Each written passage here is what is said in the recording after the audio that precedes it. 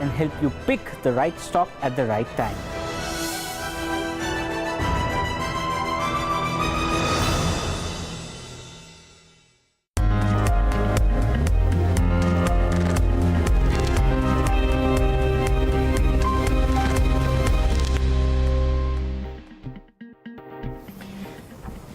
Good morning and welcome to Bloomberg Quint, India's first digital live streaming business news service. I'm Shah and you're watching Indian Open, and very happy Eid, or best greetings for Eid to almost all of our viewers watching in right now. Let's go straight to the headlines at this hour.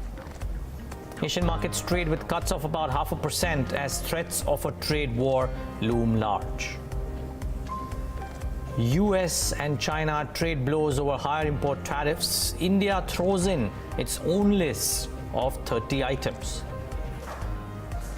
Iran warns other OPEC members of vetoing Saudi Arabia's call to hike crude production, says Venezuela and Iraq are also on its side.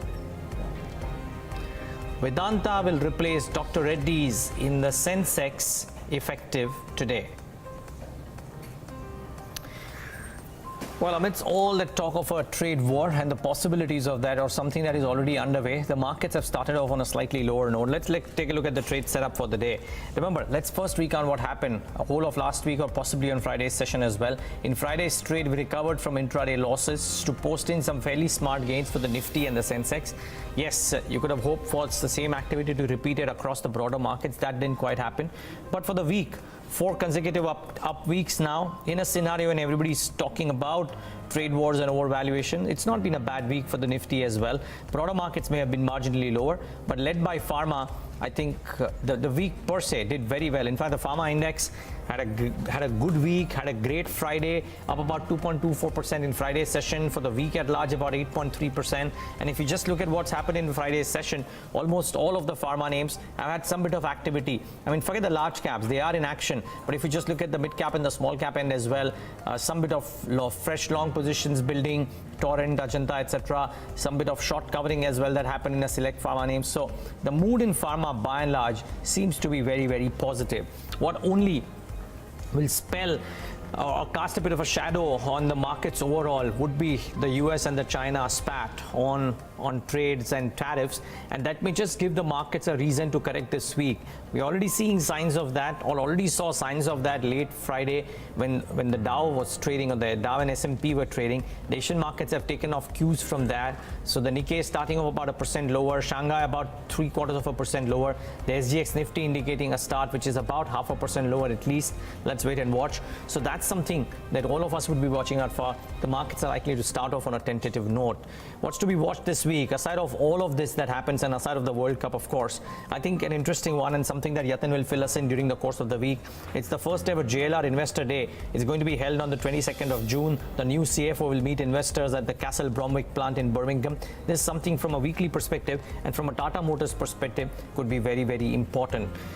But that's not the stock to watch today. In fact, a clutch of mid caps and small caps as well. I've just chosen 2 large cap names to watch out for before we talk about arguably what is the more important issue, and that is the trade war. But Dr. Reddy's, remember, had a fabulous Friday, but from what I learned, the US court has restrained Dr. Reddy's from selling the generic variant of Suboxone, and that may just maybe put a bit of a shadow on Dr. Reddy's in today's session. Anyways, the markets don't seem to be starting off very well. Let's see if pharma can sustain in today's session as well. Idea, and I know Amit has been filling us in all through the morning shows about this possibilities of the merger. If it gets the final approval today, that could be an interesting one to watch out for as well. It's not a stock that's done terrifically well.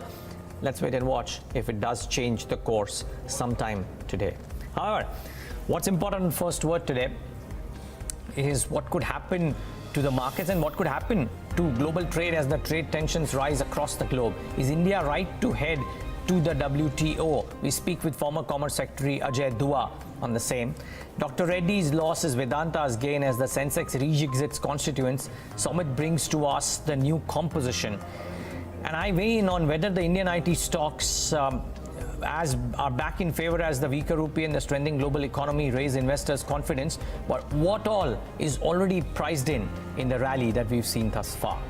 However, start off with arguably the most important topic of the day, of the week as well, or maybe of the weekend too, the weekend gone by, and that's Donald Trump's decision on taking almost all trading partners to task, which has understandably not gone down well with the other countries. Topping that list is China, who had earlier said it was willing to cut down on the trade gap, but the latest list of 1,100 odd items highlighted by the US has prompted Xi Jinping to draw up his own list of products, including aircraft equipment and soya bean, which could hurt some of the US corporations. So will this kick off the trade war that's been simmering for some time now? First, Tom McKenzie from Bloomberg News had this report. Yeah, so this is the China counterpunch, and they're taking aim with this first round of tariffs that they're going to kick in on July the 6th at sectors, agricultural sectors primarily. So we're talking soybeans, corn, wheat, but also the automakers as well. We've got a terminal chart, in fact, that shows that China has, US has a significant surplus in terms of auto exports to China. China just sending over just a fraction of the number of cars that the US exports from that market. So look for an impact on Tesla. Of course, they manufacture all of their cars in the US, but they've seen a 90% tick up in sales here in China in the last 12 months or so. So they're likely to feel the squeeze, as are some of the German automakers, particularly BMW, that sends over a lot of cars from their factories in the US to China. Soybeans, China imports about a third of all the exported US soybeans. So that is also another pressure point that we've been talking about for some time around these trade talks. The second tranche of tariffs that China is talking about on $16 billion worth of goods would be implemented after that July the 6th deadline at some point, and that would focus on coal, oil and gas. Interestingly, China has recently said it wants to increase its imports of US coal, and that is a sector, of course, that Trump has said he wants to revive.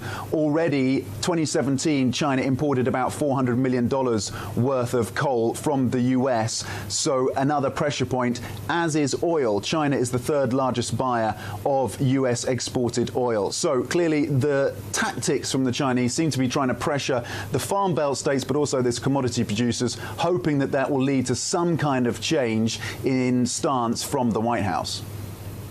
So, Tom, how is this likely to play out from here? Are we likely just to see more of a trade skirmish, or have we reached a point where both sides can't exactly back out from these tariffs now? Well, there's always a chance between now and July the 6th that someone pulls a rabbit out of the hat on this and you get some kind of resolution. But as your guests this morning have been suggesting, that's looking relatively unlikely. Whether or not Trump then goes ahead with this additional $100 billion worth of tariffs is something that is being questioned and, of course, would raise the bar significantly. And in terms of how China would react to that, then it's unlikely to be able to match that $100 billion US dollars. What it may do then is start to tackle investment, US investment in China, particularly around some of the big corporate players. They're already raising those tariffs on automakers. They could make life much more difficult for some of the likes of GM and Ford, who operate here and get a substantial chunk of their revenues from the Chinese market. Companies like Boeing, you could see some of the big state-owned aircraft airliners here in China start to cancel or change some of their Boeing orders. Those kind of measures could be taken by China, which would really up the ante, particularly for the corporates, US corporates operating here. Look, China has a playbook that it's used in these situations. It's used it against countries like South Korea, against the Philippines over geopolitical spats to pressure those companies that operate in the Chinese market. It could do that again. So that is potentially what we're looking at in terms of how things unfold. Of course, China will also be helping that if those additional $100 billion worth of tariffs are imposed, then that will have an impact, of course, on US consumers. It may have an inflationary impact, and that will also potentially lead to a change of heart from President Trump. But certainly the focus now shifts back to Washington and what the response there is from this latest counterpunch, or this first counterpunch, I should say, from China. Well, the posturing is not just restricted to the US and China, though. India has also written to the WTO seeking to impose higher tariff on 30 products imported from the US. The products include high-performance motorbikes and food items like walnuts and apples. All this in retaliation to the US decision to levy a higher tax on Indian aluminum imports. There are, of course, reports about how there might be a further action from India as well if the GSP tariff gains are withdrawn too. So what does what does all of this lead to? And does it leave the world order and India in disarray?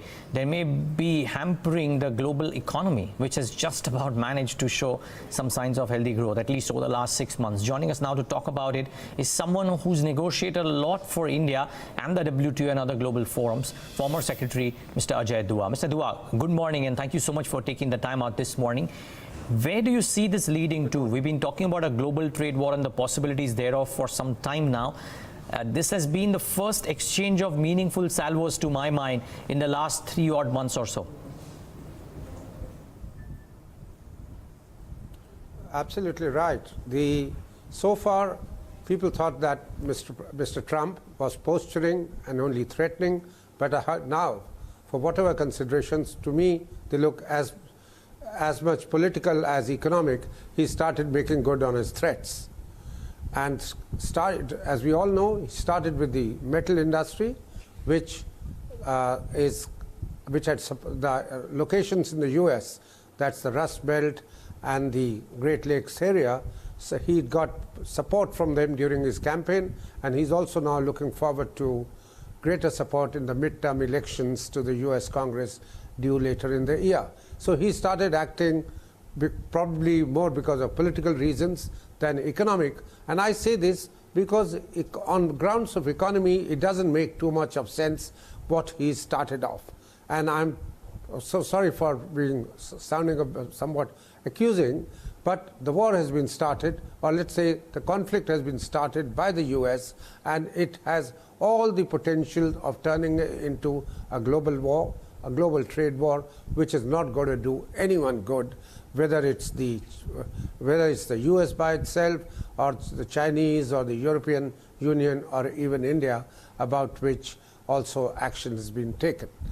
The 240 million is the impact which the Indian Commerce Ministry assessed of the increase in tariffs on 25% levy on steel and 10% on aluminium, which would occur to Indian exports. So India has notified the relevant body of the GATT and now the WTO that it intends imposing from the 21st of June, that's just 3 days down the line, duties on American products varying from 10 to 50%, 10% on things like, Apple, which we import a lot from the US, 20% on almonds, and going up to 50% on what is a bit of a red rag to President Trump, the Harley-Davidson motorbikes, that's motorbikes of engine capacity above 800 cc.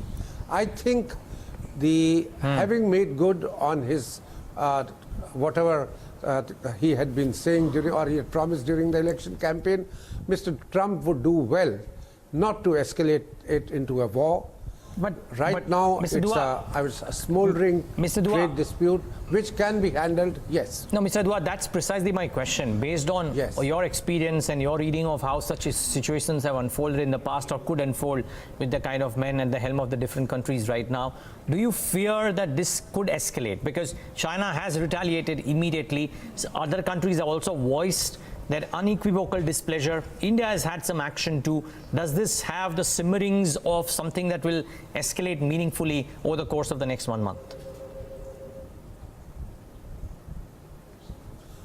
Well, I hope not, though from what one understands, President Trump has already asked his USTR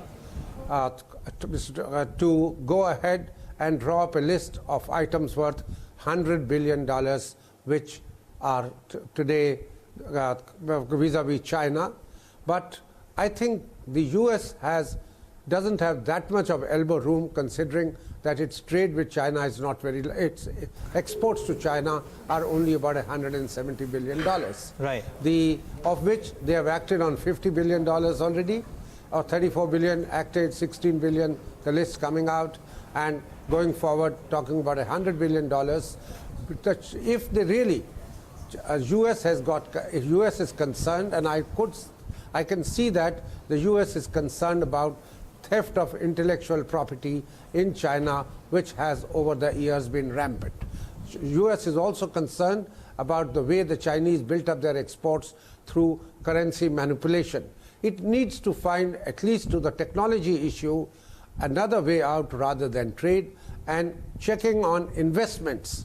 The investments which US companies are making either in China directly or in exports from the US to China to become a part of the supply chain, that could perhaps be more effective.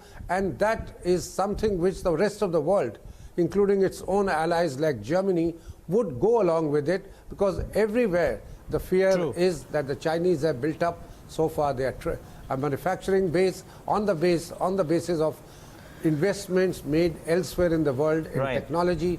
China is benefiting from it. I would urge a route down the investment and technology route rather than on trade, which is not going to be fruitful in favor of the US for a variety of reasons. Because and it's going to hit the American consumers. Right now, the Chinese have been extremely smart. They've hit the rural base of President Trump by taxing agriculture products much more. They've also hit some of the metal industries, which I don't think can be revived. The US steel industry is almost moribund. And there could be more in store as well, sir. I think the Chinese... No, sir, I appreciate, but running slightly short of time, and which is why I just wanted to interrupt here. One quick question on where does all of this leave India? Because that's the moot, essence of this conversation right now this morning. One small salvo fired by India, and I think if I'm not wrong, India and US are preparing to hold the first 2+2 talks in Washington on 6 July as well. So they're trying to keep the trade tensions from simmering and moving up to disrupt vital strategic talks as well. Where does this leave India and US? I think the US will do well to accommodate some of the concerns of India, because trade also determines political relationships, and the US is right now building its bridges in Asia, including with India. And what have we done? Exactly, we are a small trade player for the US. US by itself is not a major trading economy. As we all know, 88% of its GDP is linked to domestic. It's barely 12%, of which the 46% trade deficit of $850 billion is vis-a-vis China. Why is the US taking on everybody in the world? European Union, India, all of which are now friendly allies of theirs, and the US as a big brother could easily, and I'm emphasizing the word big brother, go along building bridges with the rest of the world when it takes on China. And with China, please deal with them on what your 301 investigations have established, that the Chinese have been stealing your intellectual property over the years. You could do that. You could address all your political concerns as well as economic concerns of the US if this particular line of action is followed by the United States much more than in the past, than just going along the trade route. Okay. Mr. Dua, I appreciate you taking this time out this early in the morning and talking to us. Thanks so much for being with us today. Hopefully, the bite is a lot lesser than the bark. The bark for now seems to be just fluttering the world markets a bit, not roiling, that would be too harsh a term, but let's wait and watch if this does indeed pick up into a full-blown trade war, in which case we should be expecting some correction for the indices by and large. Remember, as we said, the Asian markets are starting off on a weak note. That's the first piece on First Word. Remember, Sensex will bear a new look, reshuffling happening today. Vedanta will replace Dr. Reddy's labs, shifting the weightage in favor of metals from healthcare. What's also interesting is that the country's oldest equity benchmark is cutting its exposure to financials. Amit Sarkar is standing by with a roundup of all the changes. Amit, good morning. Good morning, Neeraj. So if you see, effective from today, Vedanta will be replacing Dr. Reddy's on the S&P BSE Sensex index, and this change will lower the weightages of 6 out of the 11 sectors in the index. So banking, then there is auto, then there's capital goods, utilities, healthcare, and telecom sectors. Telecom sector will see a drop in the weightages in the S&P BSE Sensex index effective from today. Now, post this change, that is the pharma sector and the healthcare sector, or the healthcare sector will have only one stock representing the sector in the index, and that will be Sun Pharma, and its its weightage will be at its 8-year low, just 1.7%. Now the BFSI sector, that is a dominant sector with nearly 8 companies in the Sensex index, will see a drop of around 40 basis points in its weightage, but it's still, the weightage of this sector will be more than 40% effective from today. Now with Vedanta's inclusion, after nearly 3 years, the metal sector will have nearly 2 stocks representing in the Sensex index. That will be Tata Steel and Vedanta with a weightage of nearly 2.6%, but that is the highest in the last 5 years for the metal sector. Now, interestingly, if you see, 18 stocks out of the 31 stocks of the Sensex index have been in the index for the last 10 years. However, the weightage of these stocks have declined by around 160 basis points to 77.7%. Now, if you see among the overweights, HDFC Bank's weightage has increased from around 3.5% to 11.8%, while that of Reliance Industries has declined from 15.4 to 9.1%. This will be effective from today. Now, if you see, capital goods and telecom sector will also see their weightage decline to a new low. Now both the sectors have been represented by only one stock in the sector. Now for telecom it's Bharti Airtel, for capital goods it's L&T, and the weightage of these two stocks on the index from today will be around 4.7% for L&T and 1.2% for the telecom sector. Lastly, the real estate sector and the cement sector will still not have any representation in the index, at least now for the last 6 years. Wow. Well, let's wait and watch. Rudimentary, I mean, well, not rudimentary, but changes which may not necessarily impact the bourse or the stocks on the bourses too much, but nevertheless important to highlight. So Amit Sarkar, thanks for putting that into perspective. Really appreciate. So watch out, Vedanta, Dr. Reddy's, but well, whether they bring about change in the stocks or no, I doubt. Dr. Reddy's though might correct today for different reasons. Let's wait and watch if it does. But this reversal by the courts restraining it from launching the generic version might just have a bit of an impact on Dr. Reddy's today. Let's wait and watch if it does. The last piece today on First Word is on IT. Now, no surprise there. Remember, Friday, the pullback in the indices was led predominantly by what happened to IT on account of the TCS announcement. Most tech companies are still grappling with the digital play, but investors seem to be pricing in a lot of the benefits or a lot of the impact points, which is the weaker rupee and the gradual uptick in client spending. So I've tried to do a small piece out here I will try to do a small piece out here of what is priced in, if at all, into these stocks. Now, bring up the Nifty versus the Nifty IT YTD chart. This is what the indices have done, and needless to say that the blue line or the turquoise blue line is the Nifty IT YTD since Jan 1st, and the white line is the Nifty. And look at the quantum of outperformance that has come into Nifty IT. Known fact, look at the Nifty MRR, which is the components of all the Nifty 50 stocks and what they have done this far, and YTD again, and you will see that the IT companies are right up there. Amongst the top 5 are 3 IT companies, which is Tech Mahindra, Tata Consultancy Services, and Infosys. Need I say more? It is the Nifty IT names, both on the large cap and the mid cap end of the market, which are leading the charge. What are the triggers for the way ahead? Immediate triggers for the way ahead? Well, the TCS buyback probably provides a technical trigger. Now the markets will start factoring in that if TCS has done so, the others may follow suit as well, might be pressurized to follow suit. Remember, last time when the buybacks happened, they happened in a spate of a month and a half to 2 months. TCS and Infosys were very, very close by in the announcements as well. So the markets would want to believe that similar buybacks would happen in other companies, and which is why I think you saw that uptick in large cap IT by and large. The known factors, of course, the weakening rupee, which is providing a short-term support to earnings, and the expectations that the banking and financial services spending in the US uptick will help growth in calendar year 18 and 19 as well.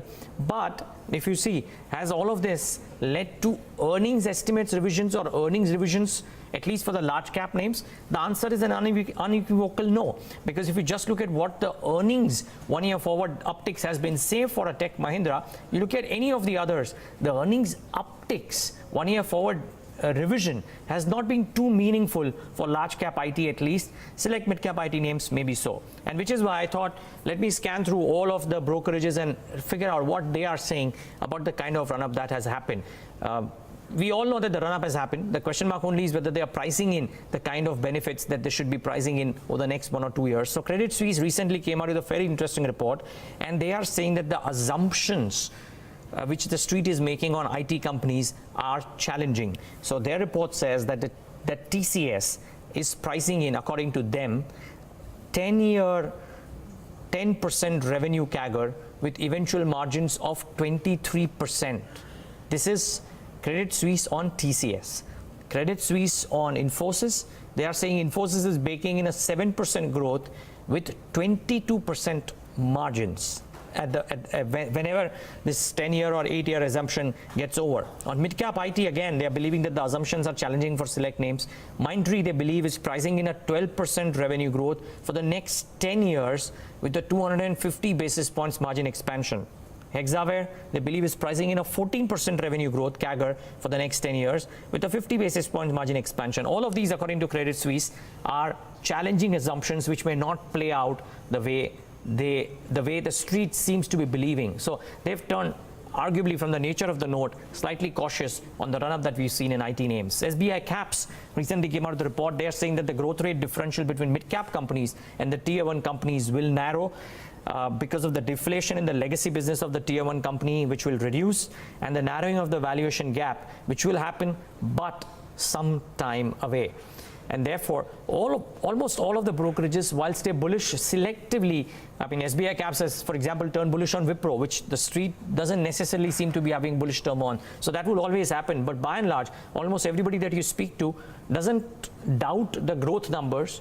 The weaker rupee does add, but does doubt the valuation at which some of the stocks are trading. So as the last thing on this piece, I just thought we should bring up what are the stocks that have the most upside potential. This is as per the Bloomberg consensus that we have, and amongst large cap, mid cap, small cap, and the return potential out here. On HCL Tech, the return potential is about 13% based on the consensus price target that the street has on HCL Tech.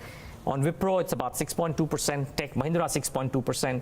Lo behold, the street, the sell side, believes that there could be fundamentally downsides to both Infosys and TCS. Now, whether this buyback changes that picture a little bit or no remains to be seen. But for now, for most of the companies, at least the large cap space, the growth seems to be priced in, maybe some upsides here and there. But by and large, you got to weigh in the risk reward now before you go in and make a large fresh investment into IT. That's what the sell side seems to be suggesting.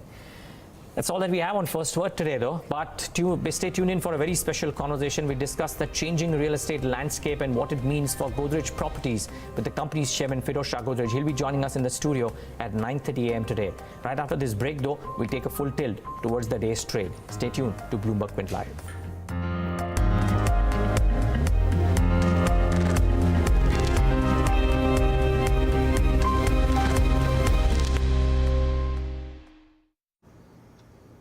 Sorry, I'm late.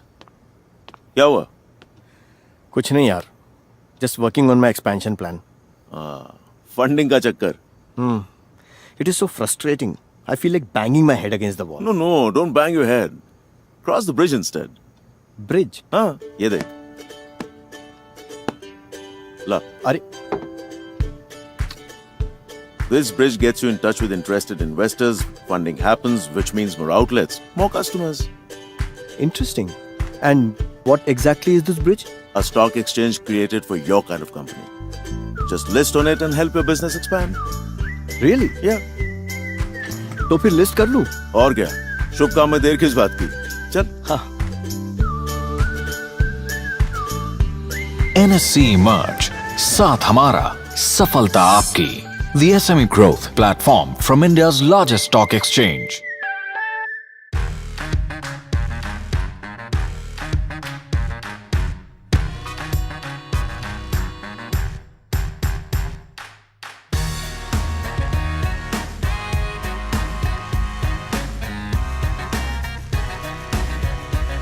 Anything and everything about your investments. We're just a touch away. Monday to Friday at 12:30 p.m. only on Bloomberg Quint.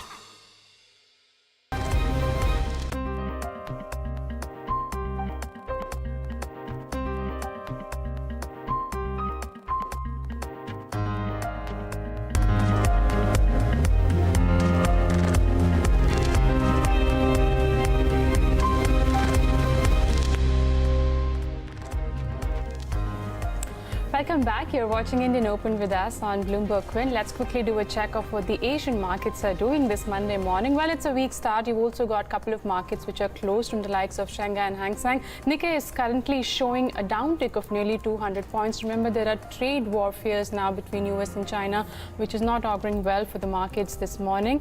SGX Nifty 2 is suggesting a gap down opening today of almost 41 points, around the levels of 10,785. Remember, the broader markets were very weak on Friday's session, but what sort of cues we're getting from the derivatives market? Let's head across to Agam Vakil to find out the same. Hi Agam, good morning. Good morning, Navneet. We did see some amount of recovery in the final hour of trade last Friday, and on the back of that, we did see some of these benchmark indices end in the green when it comes to the Nifty, and we've seen some accumulation towards longs as well in terms of open interest. On the other hand, when it comes to the Nifty Bank, there was some weakness there with the 0.5% cut on the index and decline in open interest, as you can see. So longs unwinding coming through as far as the Nifty Bank is concerned. Moving in, let's take a look at the way things are panning out across the changes in the open interest, and there really wasn't a clear trend. While we saw unwinding in the 10,500 put, more unwinding in the 10,900 call as well, some more writing in the middle of this region, but as I said, there isn't a clear trend and there was a lot of volatility, albeit in a range. So we're going to have to see how that pans out today. Perhaps today we can see an establishment of that trend, but with the Nifty put call ratio now edging to around 1.57, again edging towards the overbought zone, not there yet. And when it comes to the Nifty put call, or rather the put call ratio for the Nifty Bank as well, that has fallen, as one might expect, because we saw the Nifty index come down, the banking index come down. But Rampur Chini moves out of the FNO band, so with that we're going to expect a regular trade to resume. Let's see whether or not we do see a big movements there. Torrent Pharma from the pharma space, and we've been talking a lot about the gains in the pharmaceutical sector, longs building up there. In terms of other stocks, we're also keeping an eye on Berger Paints, which also saw fresh accumulation of longs there, going from strength to strength, as a matter of fact. Ajanta Pharma from the pharma space, again, also looking at substantial longs building in. But the real question now is, considering we are seeing some weakness in the global markets, can we expect some correction or perhaps some profit taking to come through for the sectors such as pharma and IT, which was so strong last Friday? That's a question that needs to be answered. But for now, at least as far as the index is concerned, things not looking so well, at least when it comes to the opening. Yeah, well, certainly doesn't seem to be looking good as far as open goes. Agam Vakil, thanks for putting that into perspective. Doesn't surprise anybody, does it? We've had a good 4 weeks. Maybe it was par for the course. The trade war talk or the rhetoric or actually happening only gives further ammo for some bit of correction to happen this week. That's right, Neeraj. In fact, the piece you were doing on the IT pack, the recovery that one saw for Nifty or for Sensex on Friday was primarily because of the move that one saw from the likes of heavyweights like, TCS as well as Infosys. Otherwise, overall, the markets were weak. The last hour recovery was only owing to the IT stocks, and also Reliance has been participating well in the last week. Yeah, well, let's talk about all of that and more with Gaurang Shah, Head Investment Strategist at Geojit Financial Services, joins us right now on the show. Gaurang, are you turning a bit cautious? Firstly, good morning, and firstly, thanks so much for joining in today. Are you turning a bit cautious overall on purchases? Morning, Neeraj, and morning to all. Cautious, not really. Positive, yes, very much. Opportunity to buy on dips, definitely there. Only thing, the word of advice is you need to be a little bit careful what you're buying. There is a lot of concern in terms of mid cap, small cap, micro cap, and we've seen all of that in the price in the last couple of months. So what we've been advising, and in fact I've been doing a lot of road shows, and through our campaign we've been advising to focus on primarily large cap, buy quality, don't buy quantity, and selectively if you have a little bit of elevated risk appetite, then there is a lot of opportunity in sector specific mid cap, if you will. Hi Gaurang, good morning. So what are the stocks, or rather the sectors, where you seeing value, because we've seen a lot of correction coming by for the broader markets? So morning Amit, I think consumption theme has always been very near and dear to us. Two sectors which outperformed, one very recently, one over a couple of quarters, IT and pharma. We remain positive 2 years back. We are positive now. But I think there is a little bit of run-up over there, so one needs to be a little bit careful. But mid-cap IT, I think something like NIT Technologies, Science Limited, L&T Infotech, L&T Technologies, Mindtree and Persistent Systems. These are some of the mid-cap IT names that we are positive on. Amongst the pharma, well, we like Ipca, Cadila, we like Alchem Laboratories, Alembic, which fired up, I think, last week 20%, then cooled off. I think at lower level there is a buying opportunity where there is a, somebody's looking at pharma theme, plenty of opportunities over there. In consumption side, Dabur, Imami, Godrej Consumer Products, and consumer discretionary, we like Bajaj Electricals, Havells India, Whirlpool and Symphony. So these are some of the themes in the broader markets, Naveen. Well, so those are some stocks to watch out for in the session today. A bunch of IT names featuring in Gaurang's list as well. So clearly they are sanguine on the valuations and the comfort in growth that at least Gaurang Shah has within the IT names. Gaurang, just a quick thought. Should people subscribe or tender into the open offer, buyback offer by TCS? I never advised that last time. Dheeraj, both, let me go on record. Infosys and TCS did a buyback some time back. They have again come out with a buyback. These buybacks are only good for people who bought the stocks from that point of view, Dheeraj. I think investors have a lot more to make from a longer term. So I would advise don't be in a hurry. If time is by your side, extend the time horizon. Stay put in TCS. Maybe technical triggers, if at all, please go out. But otherwise, stay put is what Gaurang Shah is recommending. By the way, I was looking at the Motilal Oswal report, and they mentioned that while it's positive for the ROE, marginally negative for the EPS as well, because of the cash being used in for the buyback, assuming that the full buyback does go through. Let's wait and watch what happens. However, it's not just about TCS and what's happening to mid-cap IT. The clutch of stocks out there which are in news. And of course, some brokerage notes as well. So let's talk about all of that with our research team. Waiting by to talk about all the key newsmakers in the session today. I reckon Dr. Reddy's would be firmly in focus as well. So let's start off. Nikki, Shraddha and Darshan with us. All three of you, good morning. Shraddha, I'm guessing stocks and news, so let's start off with you.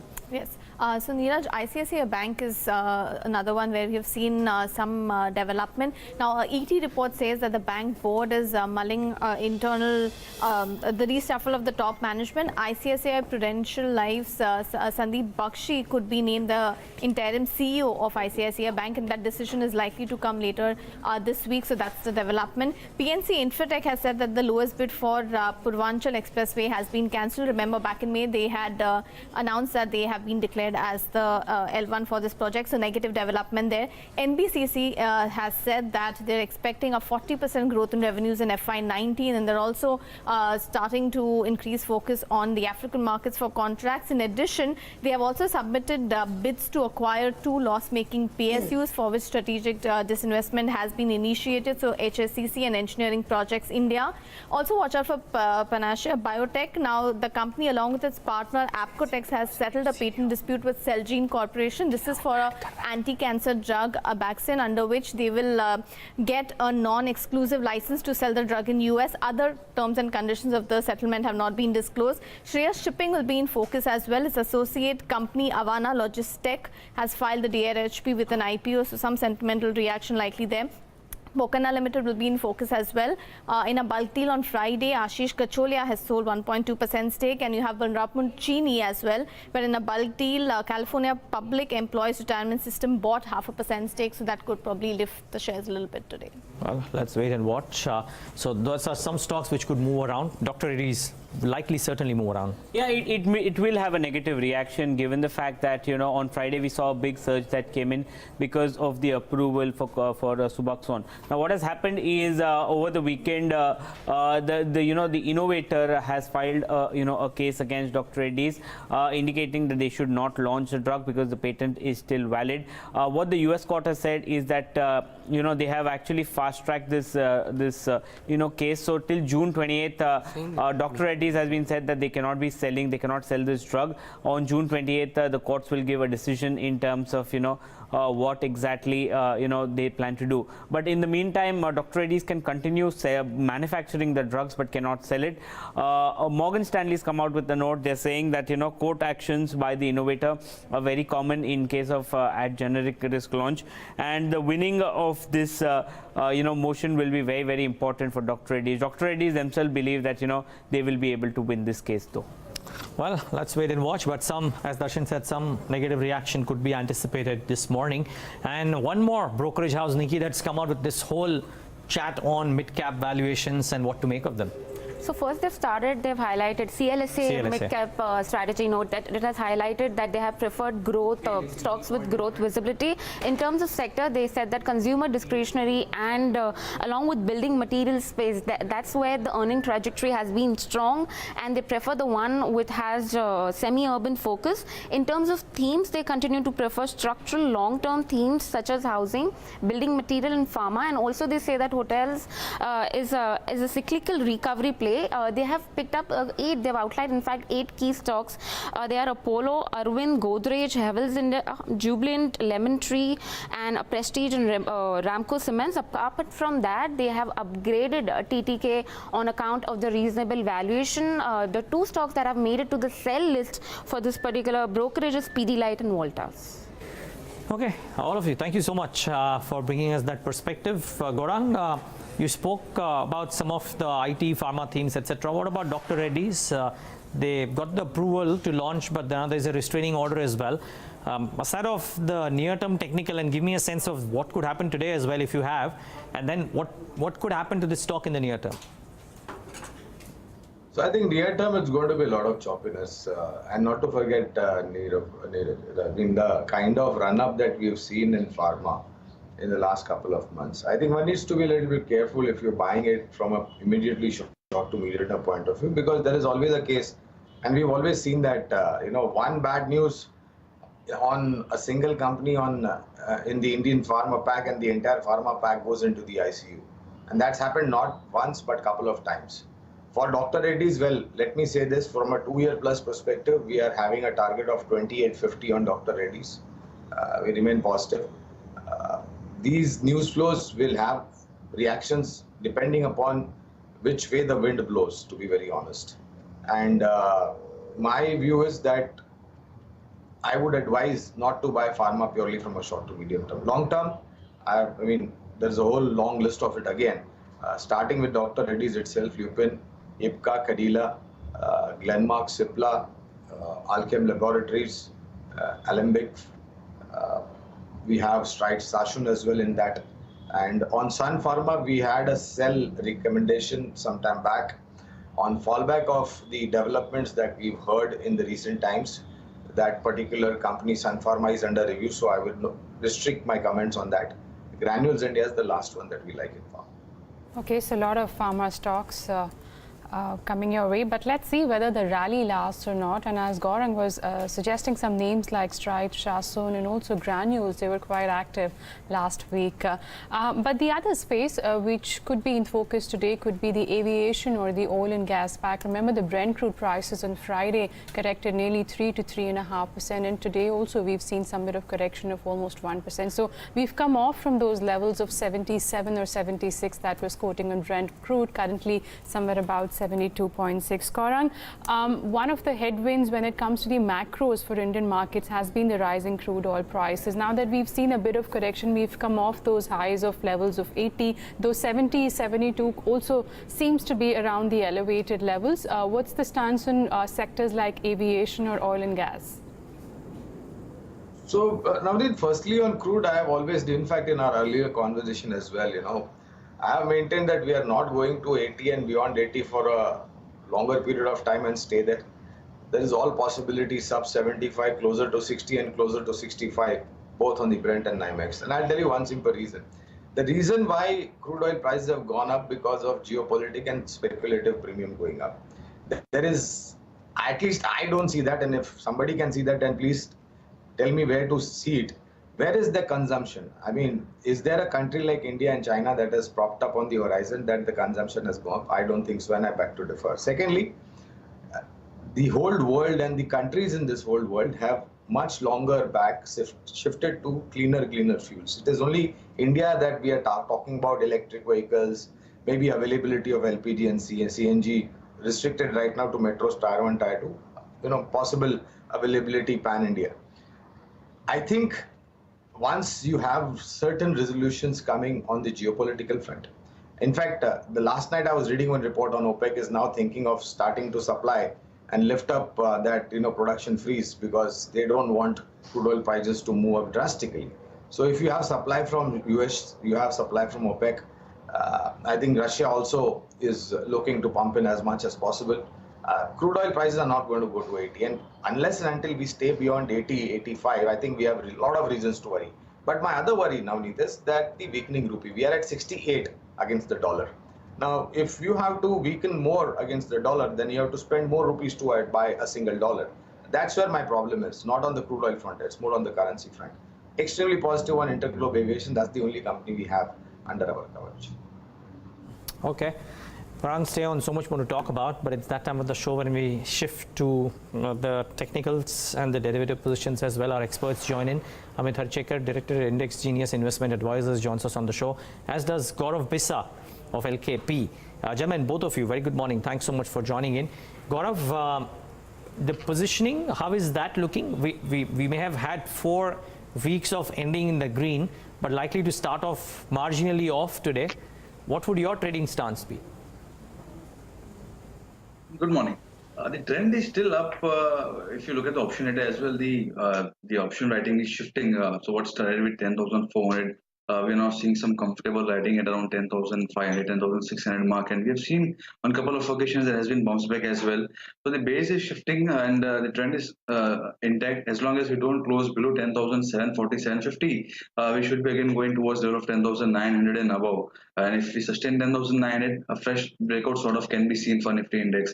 So the trend is quite up, but I would say do not buy in haste. Don't buy just when the market opens. Let the market stabilize. If we are indeed trading below 10,750, the pressure may again increase and then we may slip towards levels of 10,680 in a day or two. So my trade would be if 10,750 is held on, I would be a buyer in Nifty. Okay, so watch out for that support on Nifty of 10,750. Today, SGX Nifty is currently somewhere about 10,790. It's recovered slightly, but let's see where exact opening comes about. Amit, what is your stance for today's trading session? SGX Nifty is indicating a downside. Would you take any position when the market opens today? Well, my sense is globally the dollar index seems to have picked out in the near term, and the moment dollar index starts to move down, that should trigger positive move for equities across the globe. From Nifty perspective, we have seen good outperformance compared to the global markets, and 10,700 remains a very crucial VWAP support for the Nifty. Now on the upper side, we have continuously seeing lack of buying which is taking place about 10,820 because there was no strong buying support from Nifty Financial Index. Right now, if you see the Nifty Financial Index is trading at a very strong support zone, and it's merely 1% away from a bigger breakout. If that breakout happens, you will see at least 6% up move that would get triggered in Nifty Bank as well as Nifty Financial, and that should, I believe, that should be the trigger point for Nifty to move higher. So from today's perspective, 10,820 remains a crucial resistance for Nifty futures. If that gets violated, we are expecting a good breakout on the upside. Stop loss for your long trade would be at around 10,720 on a closing basis. Interesting. Okay, so in light of this, what are the trading ideas? Amit, let me come to you first. What are the stocks that you're recommending in the session today? Well, we are quite positive on banks. So first call would be buying IndianOpen bank futures. Again, we are expecting stock to consolidate at these levels and move higher towards 2050, 2060. So one should buy futures at current levels. Stop loss should be at around 1920. Second call would be buying Hero MotoCorp. Again, stock has seen good consolidation above the VWAP level of 3620. Now the stance would be buying the same stock future with a stop of 3620, and we are expecting target of 3850. And last trade would be buying L&T futures. Again, a contrarian trade because if you see L&T is now coming towards a multiple support zone of 1300 to 1320. So we are recommending buying L&T futures with a stop of 1290. We believe that stock has still potential to test levels of 1400 in 4 to 5 trading sessions. Okay, Gaurav, what about you? What are the stock strategies that you have for us? Well, the first recommendation will be buy on HCL Tech. It has been trading in a range for last couple of weeks, and now it has come out of the range. We have seen some of the short covering also kicking in, and in option wise also we have seen 960 and above call option adding good amount of over addition. So there's a good chance that it can head towards level of 980, 985. For immediate basis, I think one can have a support of 932, 933 on the upside. 975 can be seen. Second would be a sell call on Jain irrigation. We have seen an over addition of 5% happening. So good amount of short positions are seen getting built. A breakdown on daily charts. 100 put option commanded a very high concentration for last 3 to 4 series. It's now close below those levels. There's a chance that the pressure may mount. It can head towards level of 95. That is the immediate support level. If 95 is also taken out, it can go towards level of 90 also in the current week itself. One can have a support of 99.5 and sell Jain irrigation. Wow. Okay. Interesting ideas there, and both are gentlemen also advising in some ways or the other, bit of caution on specific pockets, if not the indices by and large. On to our special segment, Bloomberg Edge, wherein Jayesh Kilnani tells us about a pattern. Then the Bloomberg terminal is thrown up on a stock. And Jayesh, what's the, or a stock or an index really, but Jayesh, what's on your radar today? Neeraj, it's the Nifty IT index. Cannot leave that one today out of the trade setup as well. The index itself has given you about 20% plus return so far this year. But you know, in terms of the underperformance and outperformance that the market has been talking about, here's a chart which shows the Nifty IT P versus the Nifty P, and you know, whether there is a premium or a discount. And despite the fact that 20% it has generated this year itself, it is still trading at a discount to the Nifty P ratio as well. So you know, the current discount stands at about 11.3%, which is close to, you know, it has been in this range for some time now, and it is also close to the 2-year high that we have seen for itself. And since 2015 it has been trading at a discount level. But if you track that behind 2012 to 2015, the premium used to be about 40 to 50%. So, you know, currently though it's at a discount, it is at a 2-year high. If you look at the absolute numbers, what I'm talking about, the Nifty ITP is currently about 19 point, points, and the Nifty P is in fact 22.2 times, which gives it 11% odd discount. So, you know, it has in fact recovered from this year's low. It was consolidating at a discount of about 25 to 30%, but currently, you know, with the rise of 20% YTD, it has in fact reached a 2-year high level. So, you know, this is just to show you the fact that, you know, it is still not overvalued when it comes to the broader markets. Well, Jayesh, thanks for that. I beg to differ though. I mean, you would never know. The valuation of an index multiple would be a factor of the kind of growth rate that it will get from its stocks or its constituents compared to some of the others. I think the debate out there will be up in the open about whether or not the Nifty constituents show more upsides, growth potential versus the Nifty IT. But anyways, that debate can always be had. Thanks, Jayesh, for putting that into perspective. Just wondering the uptick that we're seeing in the Nifty IT, guys. Gaurav, Bissa, if you were long, would you stay long? For IT, yes, we have seen good amount of long positions getting built, and many of these names are seeing a good amount of traction. I would not be surprised if we see another couple of percentage points move in the index, and there will be selective pockets. Maybe TCS might not move very strong in the next couple of trading sessions, but yes, something like Infosys among the large names can see a good amount of up move. Among the mid-cap names, Hexaware, if it sustains 450, we can expect a 5 to 7% up move coming in next 4 to 5 trading sessions. Techam, if it sustains 750, 720, we can expect a 30-40 rupee up move coming in. So there are a lot of names that are looking quite strong on the verge of a good breakout. So I think yes, selectively one can make good amount of money from the IT names. Okay, that's the view on the ID pack. The other stock which was up and about on Friday was Apollo Hospitals. Let's just pull up that one.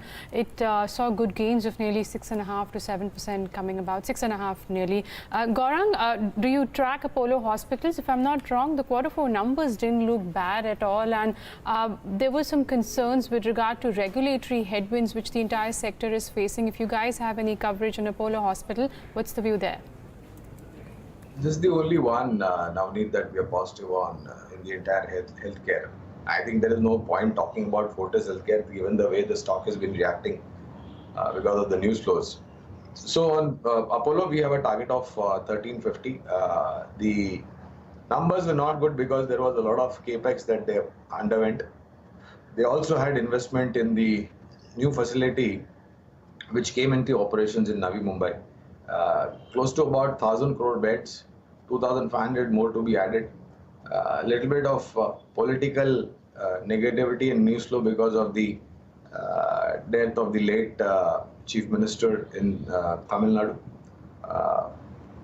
I believe that the new policy that the government is talking about in terms of pricing the services in the healthcare and these services, especially the medicines and medical equipments, I think it's a short to medium term concern. I don't think long term there's going to be a lot of negativity. Okay. Gaurang, a stock which has been on a bit of a roll, hitting new highs, in fact trading at 52-week highs, is Muthoot Capital. Do you track this one fundamentally? Well, we do, but unfortunately, the price is overshot, if I'm not mistaken, our targets. So I would not advise any fresh buying. If somebody is bought it at lower level and has absolutely low risk appetite, can think of booking some part profits. Why this run up, Gaurang? I mean, was there some fundamental trigger that led to this? I think there is a lot of noise on these, erstwhile gold loan companies. I think they were thinking about, I don't have any specifics, first of all, so can't comment on that. But what the gossip I heard on the street was that they were planning to kind of sell some businesses, etc. But again, these are all rumors, no specific comments since we don't have any knowledge about that, or nor has the company clarified on that. Okay, fair call. Let me try and take a chart check out here. Amit, Harchekar, Muthoot Capital, the last 10 odd sessions, it's gained maybe 15, 17 odd % up almost every single day. Do you track this one on the charts? Well, I think it's very important for stock to sustain above 1080 for at least 2 more trading sessions in order to see this rally remain sustainable. Now on the upside, the level to watch for would be around 1160, 1170. That's quite possible provided we do not break 1080. If that gets violated, the reason why 1080 is very important because that turns out to be the resistance or line of a rising channel. Generally, rising channel does not end so well. That's why I would be quite cautious. If 1080 gets broken, probably it would be first sign you should unwind your long positions because then the stock has a good potential to end and test levels towards 1020, 1030. Okay, that's the view coming in on the charts for Muthoot Capital. Pull up Berger Paints on Friday in the just last half an hour, we saw the stock moving higher. It closed with gains of nearly 2 to 2.5%. Gaurang, I'm going to come back to you. I know we've spoken about the consumption theme, but what about the paint sector where some bit of input cost pressure was there because of rising crude oil prices? Now that they're softening, but once again, a caveat here, they're still at elevated levels. What's the view on stocks like Berger Paints, Asian Paints? So, this is also one of the consumer discretionary spend according to us, and we have kept this paint industry and footwear into consumer discretionary. Now, what we don't understand is that none of these companies, whether it is paint manufacturing companies or tire companies or any other consumption-driven companies, they are very smart to pass on the prices to the end consumer, and that is you and me, and we have to end up paying that extra cost for the input cost going up. And it's not like paint companies have day-to-day, buying activity for crude oil. They have long-term contracts. So some of it is already priced in, some of it it's very smartly hedged. I am equally excited about 3 names, to be very honest, in the paint sector that we are positive: Asian Paints, Kansai Narolek, and Berger Paints. And what I saw in the last 2 quarters, Navneet, is that the automotive and decorative paints contribute to a greater extent, and these are high margin products, not to forget. So great robust new order market, great robust replacement demand. I don't think crude oil is going to be a spoilsport for the earnings of this company. That option always remains with these companies to pass on the price increase in case if there is any sort of increase which comes for the input cost. That's what we've seen in the past, at least for these paint companies. But it's a choice between volume growth or price-led growth. Well, just 1 minute to go for markets to open. So let's quickly get a chart check going on Berger Paints, this counter which went up on Friday. Amit, on the charts, how is it looking? Would you take any position here? Well, I would be quite cautious around 295, 296 zone. There is a high possibility if that does not get violated, you can expect a dip towards 285, 284. I would be quite positive on Asian Paint because there the setup seems to be quite positive. There we can expect a rally to extend by at least 7 to 8% in the near term. All right, on the charts, Asian Paints technically is looking better than Berger Paints. That's the advice coming in from Amit, but we'll see how the pre-opening session pans out, and especially for a couple of sectors like IT and pharma. Remember, they're going to be in focus. IT went up in last half an hour of trade on Friday, and pharma the entire week was up and about. So that's Nikkei for you, which is still trading with cuts of almost 200 points. No recovery seen there. SGX Nifty has been suggesting a downside of somewhere between 35 to 40 points. Let's see how the pre-opening session pans out.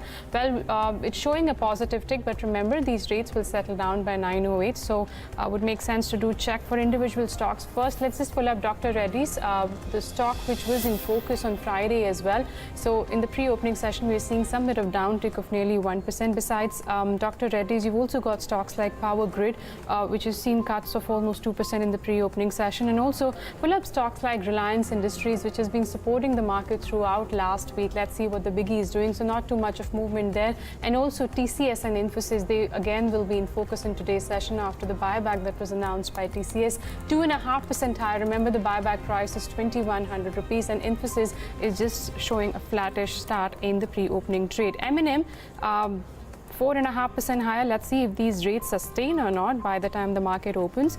Bharti Airtel, Coal India, and you've also got stocks like Tech Mahindra and also Adani Ports alongside ICICI Bank. All of them are showing a positive start when it comes to the pre-opening rates needed.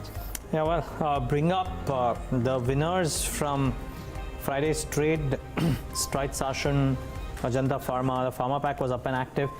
Let's see what's happening today. I'm sure Navneet already marked Dr. Reddy's, but just bring that up yet again for the benefit of our viewers and just see if that is seeing a bit of a pullback. Well, the initial rates suggest a 4% downtick. Let's wait and watch if that indeed turns out. Idea Cellular seems to be starting off on a good note, though early days yet. Let's wait for the first 8 minutes to settle down, but if indeed the merger is to happen, well, a stock that will remain in focus. Now, whether or not it goes up or down, that we'll get to know a bit later on. TVS has some unnatural upticks. HCC has a 10% downtick. So let's wait and watch. We'll get to know about what's happening to each of these names. 1% Beverages continues to grind lower, likely to start off, at least the pre-open rate suggesting a start in the red. And Wakrangi, I wouldn't be surprised if that one is on a lower circuit. Not surprised at all with all the developments that have happened last week. Wakrangi might continue to just trend lower. Just bring up the currency, the bond yields and the rupee, 68.21. So the weakness persists. 68.13 started off at 2.1, flashy and all over the place in the first 1 minute, but 68.13, so about 11 paise lower for the rupee. The bond yields is 7.92, 7.83. Well, actually, there is some bit of positive news that has come in for the bond yields, and which is why you're seeing this kind of a reaction. So good going there. That there is a change in the residual maturity from 3 years to 1 year. Short term now up to 1 year for FPIs and government securities. Now that's obviously positive technical trigger for the bond markets, and which is why seeing a bit of a pullback. Let's wait and watch though. We don't quite know how these things play out eventually. But the start seems to be slightly positive for the 10-year bonds. So the yield correcting marginally, slightly less than 1%. Okay, 9:02. Let's get in Amit Sarkar, who joins in with the big brokerage calls for the morning. Amit. On the big brokerage calls for the day, first we have is Motilal Oswal on TCS. Now the brokerage has maintained its neutral rating on the stock with a target price of 1,750. Now according to the brokerage, the 16,000 crore rupees buyback of TCS will be slightly negative for the EPS. However, when it comes to the return ratios, this is a positive move. Now the Motilal Oswal is expecting the EPS change to decline by around 50 basis points as cash reduction will lead to lower other income for the company. However, on the return on equity is expected to increase because of lower net worth of the company post this buyback. Now the 16,000 crore rupees buyback implies that the company is returning nearly 40% of the cash balance to to its shareholders. Also, the brokerage says that historically, that is in the last 3 years, the company has maintained a 75% payout to the shareholders. Lastly, the brokerage says that the acceptance ratio is expected to be higher on the retail side like the previous time. Second, we have is Credit Suisse on L&T. Now, the brokerage has maintained its outperform rating on the stock with a target price of 1700 rupees. Now, according to the brokerage, the order inflows has been exceptionally strong, especially from the domestic side. More than half of the orders are coming in from the state government entities now. However, on the private sector side, the ordering still continues to be low in single digits. Also, L&T has not received any orders from the Middle East so far in financial year 2019, according to the brokerage. Now, the brokerage has maintained its outperform rating on the stock on the back of very strong order inflows, execution pickup, steady profitability across various segments, margin uptick because of operating leverage and pricing power, and because of strong free cash flow. On the valuation side, the brokerage says that the valuations still look reasonable for L&T, and as the investment cycle is building up, there could be more upside when it comes to Larsen & Toubro. Thanks a lot, Amit, for bringing those big brokerage calls for the day. Gaurang, before we let you go, what's the view on the capital goods space where private capex has been an issue for the last few years, which still hasn't seen any signs of pickup? If you had to play a company in this sector, which one would that be? So, Navneet, that will be a little bit longer for the earnings to recover because the recovery process is going to be even much more slower and painful for the cap goods engineering space. Thermax, Vartech, Vabag, ABB, and L&T. I think these are some 4 or 5 names that we are posting. Okay. Gaurang, we'll leave it at that. Many thanks for joining in today and giving us that perspective. Have a great week ahead, Gaurang. Thank you. That's the view from Gaurang Shah of Geojit. As the pre-open rates settle down a little bit, OMCs have, well, HPCL in particular, I don't know what's happening here, 4% higher. Let's wait and watch if that happens or no. In the first 5 minutes, it's coming up as amongst the top gainers on the Nifty 500. Let's wait and watch if that does happen or not. Dr. Reddy seems to have erased some of the losses, so that one is down just about 1%, but OMCs it is, and we'll talk about them as well. Let's first get in our next guest on the show. Rajesh Kothari, Managing Director at AlfAccurate Advisors, joins us right now on the show. Rajesh, good having you. Thanks so much for taking the time out. It's been a while, so good chatting with you again. This is Neeraj here. Good morning. What are you doing, Rajesh, currently? I mean, is the money flow from HNIs still continuing in the same way in that it was in the better part of 2017? And are you deploying money, or are you prudent, or are you choosing to stay a little bit light and stay on cash a little bit? I think at least at our end, the money from HNIs and ultra HNIs, it is continuing, and in fact we are seeing acceleration of that trend post the very sharp correction in micro and small cap segment. Because please remember, most of the HNIs, they were either heavy on their own directly into one of such kind of segments, or they were through any type of products in micro and small caps. Any correction like this basically differentiates men from boys, and it is therefore it is always healthy for players like us. Secondly, in terms of the market, yes, we have been deploying very slowly, gradually, and we continue to hold good amount of cash levels for our new clients' portfolio because, as you are aware, we do not follow a model portfolio strategy, and we have the staggered investment approach. We invest slowly and gradually as we like the companies at the stock prices and of course the earnings growth.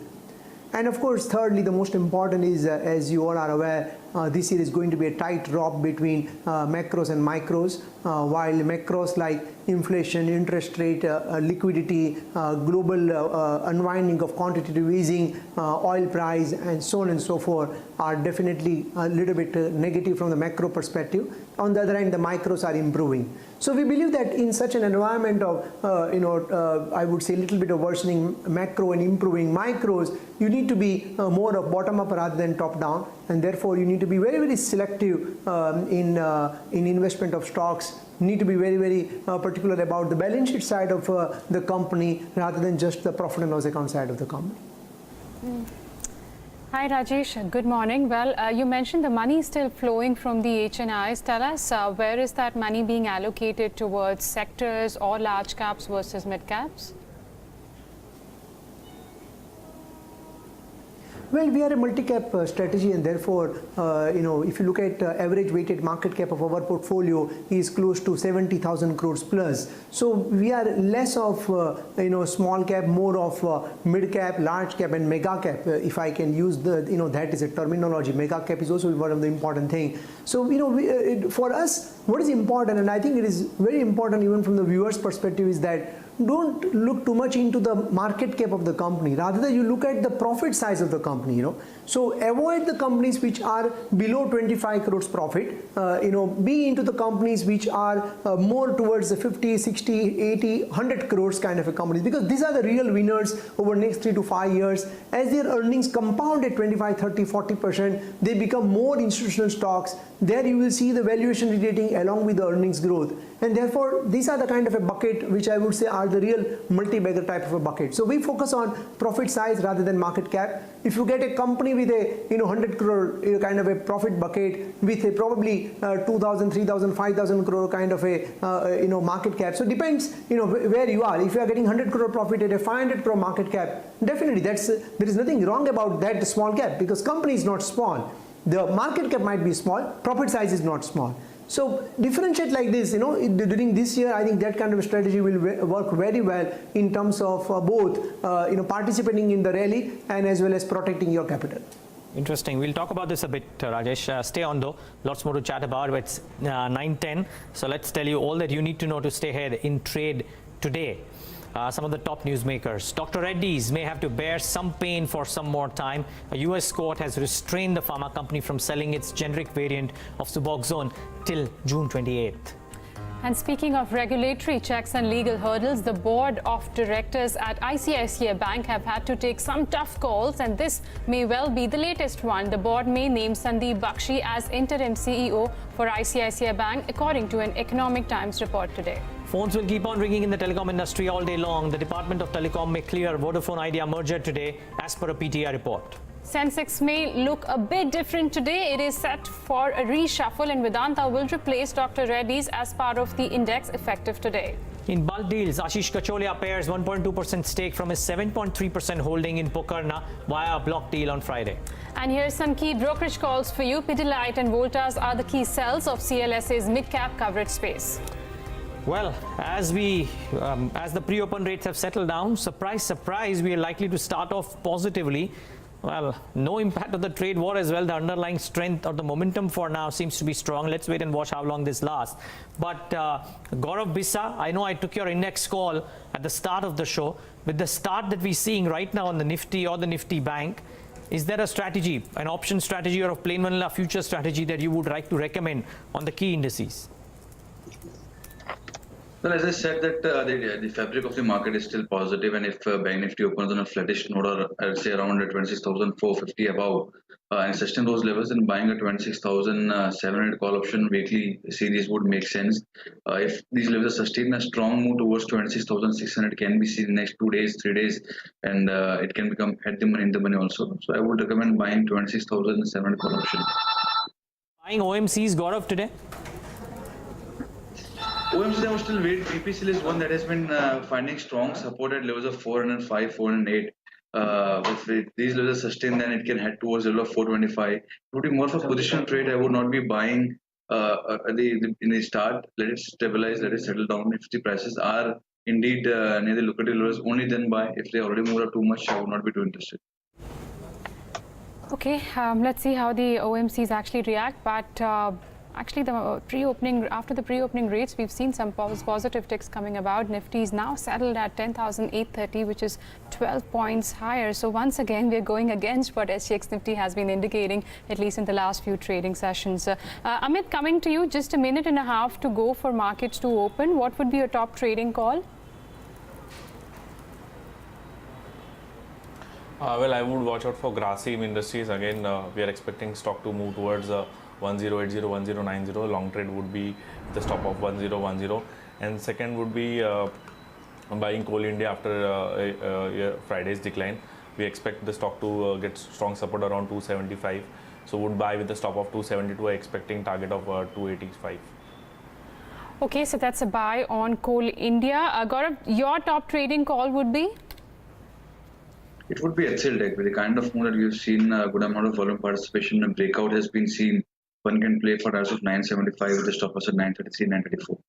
Gaurav, if you were to play any stock from the pharma pack today, considering the pharma pack has been rallying, which one would that be? Among the F&O space, the lucrative name would be Aurobindo Pharma, given a good breakout, good amount of issues have been seen. Can head towards the level of 650, 660. One can have a stop loss of 605. And among the other names, Natco Pharma is one that is looking quite interesting. There would be a breakout above 840 mark. If it sustains 840, one can have a stop loss of 825 and play for targets of 880.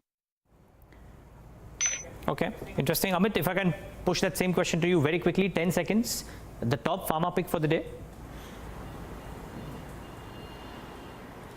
Well, I think Vocard looks to be quite strong because that stock comparatively has not moved up compared to what the move we had from large cap. So we are expecting a move by at least by 5%. So would be buying Vocard with stop loss of around 720. That's 2 calls in 2 days for Vocard. Watch out for this one as well. But stay on, gentlemen, just taking your opening thoughts and then continue a conversation with Rajesh Kothari as well. This is how the markets have started off. Very flat though. Quite unlike both the SGX Nifty indication and the pre-open indication. So bobbing between the red and the green, but a flat start. I doubt that the mid caps and the small caps would be doing anything materially different. Flattish start, yes, completely flat. In fact, the small cap index hasn't moved an inch, or maybe has moved just an inch, but that's about it. In fact, yeah, flat as flat can be. Bring up the heat map and see what's happening. I would guess even Stevens, yeah, maybe slightly more on the red side.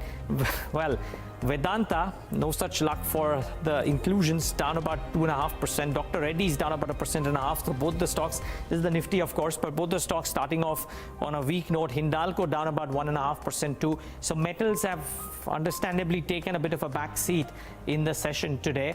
Aside of that, don't see too many losers. On the gaining side, all marketing companies, BP, HP, RC, all three of them very, very strong in the session today. Tech Mahindra marginally higher, Wipro marginally higher. So IT continues from where it left off. Can't see TCS amongst the top gainers. Infosys too, very, very flat. So the two big boys which moved up in Friday's session are not moving at all. Can't see TCS at all amongst these stocks. I don't know where it is, but yeah, it's certainly not moved. Okay, right here. TCS just about 1/4%, so no big moves on TCS either. So flattish start for almost all the large caps. Let me just quickly mark 2 or 3 pockets before I hand it over to Navneet. Firstly, I mean, all the stocks that have either moved up or are nudging new highs, and both of these were near record highs in Friday's session. Britannia as well as Jubilant FoodWorks, starting off on a very, very flat note. Jubilant FoodWorks too, extremely flat in the session today. What about stocks that moved up big time in trade in Friday? Strides, Apollo Hospitals and Ajanta Pharma. No so much for Strides or Ajanta Pharma, but Apollo Hospitals continues to rise and shine. So that's about 1.25% higher. Good going for Apollo Hospitals. Last but not the least, just want to point out a few pockets which brokerages are bullish or bearish on. CLSA has recommended a sell call on both of these amongst many. Pidilite and Voltas are their prime sell candidates. Both of them starting off just about marginally lower. Navneet, what are you spotting? If oil marketing companies are on top when it comes to Nifty constituents on back of some correction that we've seen in Brent crude prices, you've got the aviation stocks too, which are starting the day with some gains. So you've got Jet Airways, Interglobe Aviation. Both these stocks have seen gains of between 2 to 2.5% in the opening session. Besides that, among the Nifty 500 constituents, you've got stocks like DCM Shriram, that's up almost 4% in trade. Also something like JBF Industries, that's starting the day with gains of 3%. IDEA has been trading in the positive territory on back of that merger news, and also something like Chennai Petro, BPCL, Apollo Hospital, all these stocks have seen gains of between 1 to 2%. Well, you've also got NBCC, which has seen gains of almost 2%. There was news that the company expects 40% revenue growth from in FY19, and also is eyeing some contracts from Africa as per some news reports. So watch out for all these stocks. Whereas on the losing side, Indian Oil has too gone up in trade. On the losing side, PNC Infra, that's down 3.5%. Remember, there was news that the company said that it has emerged as the lowest bidder for Purvanchal Expressway, but that's been cancelled. So on back of that cancellation news, the stock starting the day with cuts of almost 3%. Sri Renuka Sugars is down 3%. Vedanta is showing a downtick of almost 2.5%. PVR is the other one which has shown cuts of almost 2% in trades. And Avenue Supermarts this morning has seen cuts of almost 1.5 to 2% coming about, but stock still above the mark of 1500. Yeah, well, so OMCs seem to be it. Just getting closing thoughts or opening thoughts from both our experts. Gaurav, Bissa, to you before I thank you. Any thoughts on Open, the way the markets have started off, and maybe a word on the OMCs? They're starting off very strongly today. Well, Bank Nifty is actually disappointing. It has been underperforming Nifty. Today also we've seen the same thing. I would be about only if we see Bank Nifty sustaining levels of 26,420. If not, we can step towards the level of 26,250. I would be a little bit cautious here and buy at higher levels only. Among the OMCs, BPCL is the only one that is looking good. One can buy here, have a stop loss of 412. On the upside, tires of 430 can be seen. Amit, the metal space is weak. In fact, as we speak, the Nifty Metals Index is down nearly 1%. I remember Nifty Metals underperforming on Friday as well. What's the view on stocks like Hindalco as well as Vedanta? Both have started with some bit of cuts this morning. Well, I think in metal stock only Tata still looks good because that has not breached that intermediate support. 555, 554 remains a strong support area from where we can expect a good pullback. Now, good thing is Nifty Commodity Index is showing signs of a near-term bottom. And if you try to correlate with the dollar index, generally when dollar index starts to move around, Nifty Commodity Index starts to move up. So on that logic, we are expecting good up move in commodity index, at least 7 to 8% from a 3 to 4 weeks perspective. Tata Steel, we are expecting a target of around 585. So one should buy with a stop of 554 for today's trade. Okay, gentlemen, thank you so much for joining in today and giving us your thoughts. Really appreciate your time, Gaurav, Bissa, as well as Amit, Harchekar. Okay, Rajesh Kothari is still with us, and some interesting thoughts into looking at the profits and thereby trying to figure out what companies to bet on, protect capital as well as maybe enhance capital in a volatile year.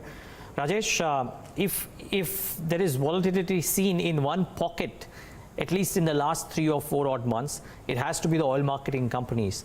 Now, what's the thought here? There was a correction on the belief that there could be some intervention from the government and deregulation might be scaled back. No such fears have turned out to be true. However, crude at 75, 80 or thereabouts is posing a small challenge. What do you do here, if you do anything at all?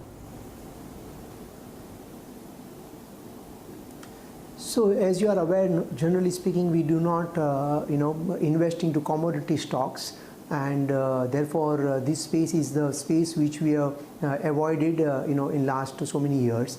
Having said that, of course, the a true test of political reforms, particularly on oil and marketing companies, will be once oil cross $80 a barrel. So that will be the true test. Till the time it is going to be a comfortable zone for everybody. For oil marketing companies, they will probably keep making money. Government will keep making money because fiscal deficit otherwise will be under strain. But if it crosses $80 a barrel, and particularly as we enter into an election year, definitely, we have seen time and again over last 10, 20, 30 years across, I would say, sectors.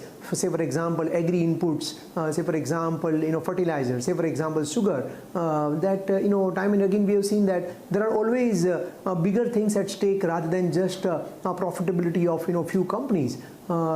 Yes, we may not like it being in capital market, but let's accept that as a fact, for any, I would say, political agenda, and also for people in general, because inflation does spike up if it is beyond $80. So it will be interesting to see how things will move if we cross that red line. Rajesh, there are 2 or 3 mutual funds or mutual fund houses that are starting off a thematic pharma fund. In fact, a couple of them have already started. I think ICICI Approved is in the offing as well. What has your stance been in pharma? I mean, were you guys invested before? Have you guys taken a call because the valuations dipped? Now the stocks are, of course, 25, 26% from their lows. What's the call now? We basically exited pharma a long back, I think about 2.5 years back. And we started looking back pharma, in last couple of months.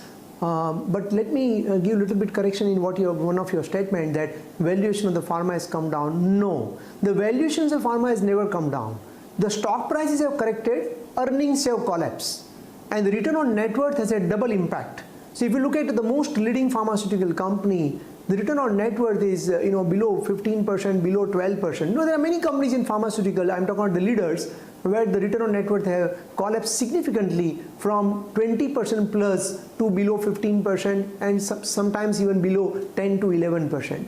So the stock price correction is in line with the earnings correction. The stock price correction is in line with the return on net worth correction.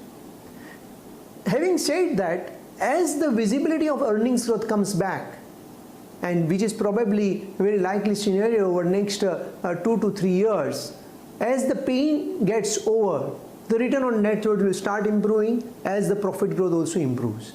And therefore, the valuation derating will stop. From here on, we can get the earnings growth upside in the pharmaceutical as a basket, which we believe is a fair assumption and it is very likely. So do not expect a significant PE re-rating, expect a earnings re-recovery, and you should expect therefore market cap growth in line with such earnings growth. Well, talking about earnings from the pharma back in FY18, which contracted by nearly 30%. Rajesh, do you agree then? While the earnings were contracting, with regard to the pharma sector because of pricing pressure, we didn't see that sort of contraction coming for the PEs of these companies.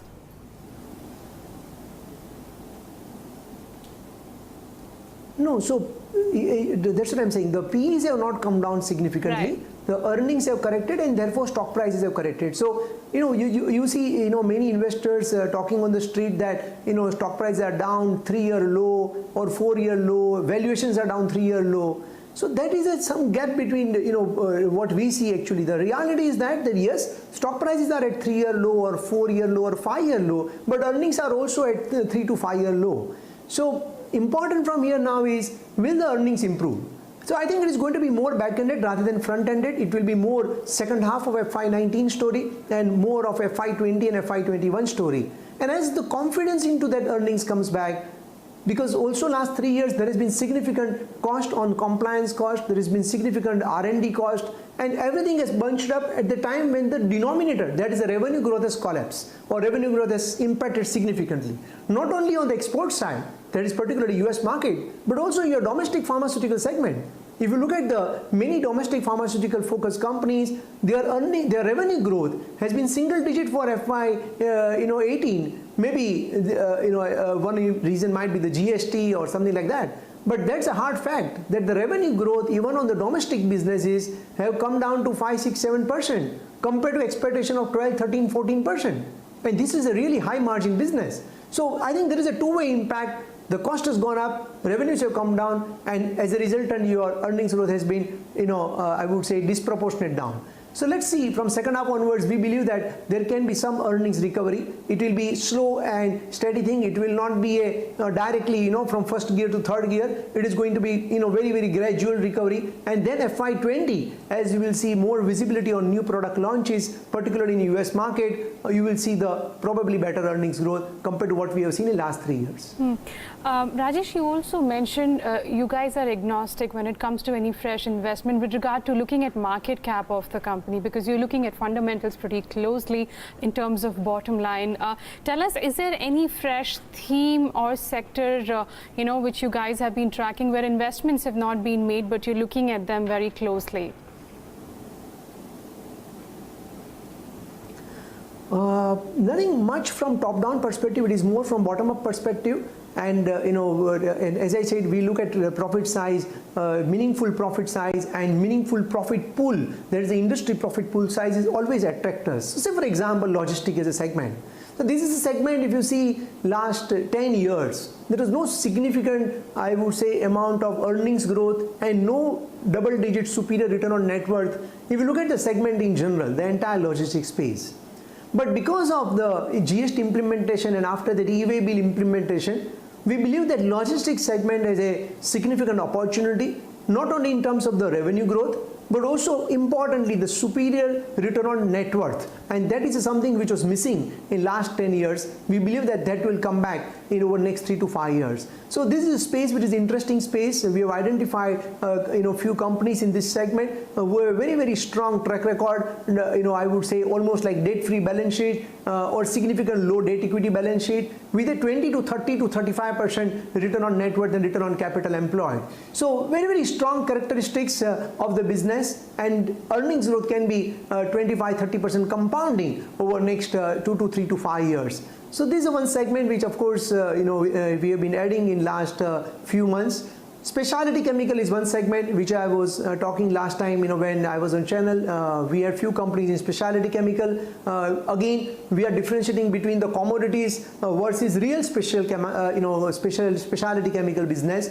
Again, the companies we are looking at almost like a less than 1:1 debt equity, significantly superior return on net worth and return on capital employed, and importantly strong visibility for earnings growth over next 1 to 2 years, because these are not commodity companies, they are real specialty chemical companies. So this space continues to like by us in our portfolio. Auto ancillary is one of the theme which has been we have been bullish from a long time, and we continue to remain so because of a lot of automation which is happening, a lot of electronics is increasing per vehicle, and of course a lot of regulatory changes which is happening throughout the industry. So content per vehicle opportunity is huge for existing players who have a very, very strong market share positioning among the top 3 in their respective segments, and therefore earnings growth are more secular. And one more point which I would like to just highlight you is that two more important thing is, one is this year is going to be trade war kind of a concern, and second is of course the increasing interest cost as a concern.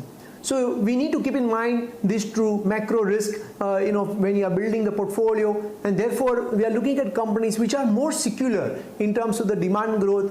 They are I would say less dependent on such trade war or reduction in any special concession or exemptions given by the government, and of course balance sheet which are less than 1:1 debt equity. This is going to be something significant. And again, this is where probably micro cap and small cap are going to be under pressure, because any increase in interest cost, particularly if your debt to equity is more than 1:1, in an environment commodity prices are moving up, then your overall working capital limits needs to be higher. On higher base, the interest cost will be also higher, and therefore your earnings growth can be at risk, particularly if the profit size of companies are below 30 crores kind of a benchmark.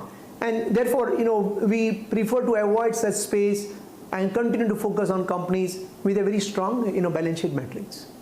Next time we'll try and talk about some of these pockets as well, not specific recommendations but actionable areas where people can look at as well. Rajesh, thanks for being with us today and giving us your thoughts. Have a great week ahead.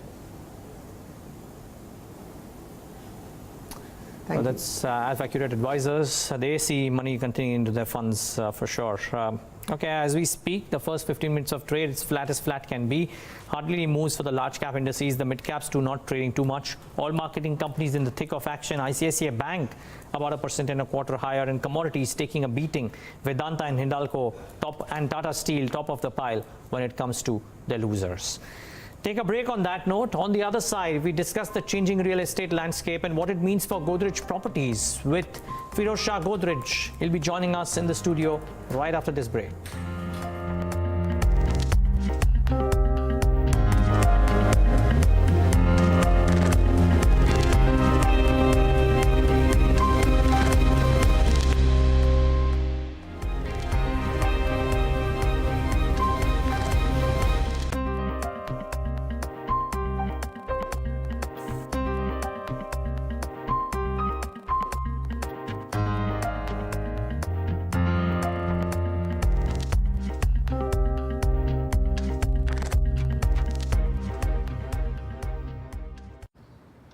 Sir, please believe me, I am in this business for the last 12 years. Okay, I'll wait for your call. Thank you so much. They still don't know you after all these years? क्या करें? पहचान ही नहीं है. Simple solution है. List on the stock exchange. With listing comes recognition. Investors get interested in you. And funding happens.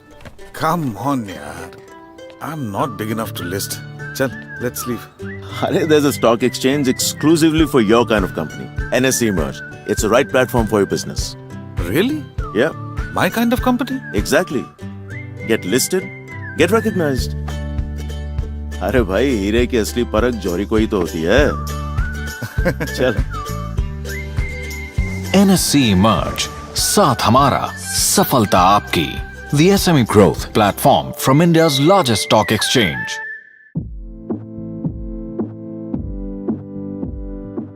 Catching up on news feels like a test match. Want the highlights? We hear you. It's an ocean of news out there. Need a navigator? We hear you. Do you have analysis paralysis? A case of too much information and not enough time?